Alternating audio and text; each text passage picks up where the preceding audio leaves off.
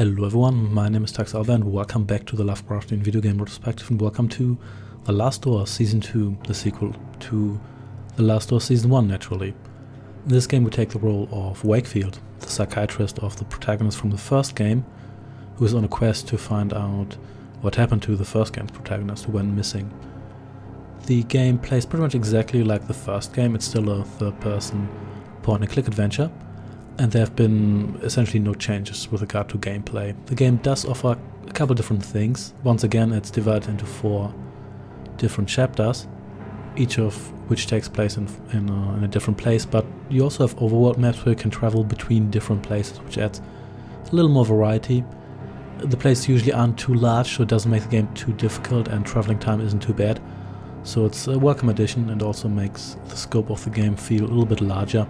With regard to graphics, sound and other effects, the game is pretty much exactly like the first one. The game is still very atmospheric, it looks great. I found it that in spots it was a little bit too dark and darker than the first game, but that's not a real issue. The soundtrack is still very good. Overall, I had the feeling that the game's atmosphere was a little less intense, but at the same time there were more single scenes that were more spooky, but that mostly boils down to personal taste. The puzzles are a little bit different.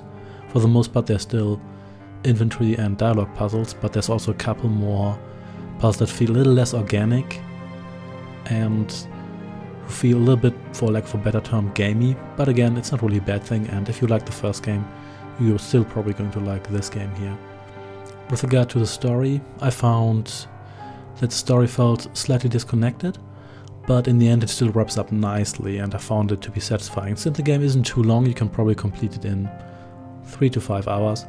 You don't really have to wait too long for the conclusion. Ultimately, if you enjoyed the first game, its mechanics and its story, then you're going to like this game as well.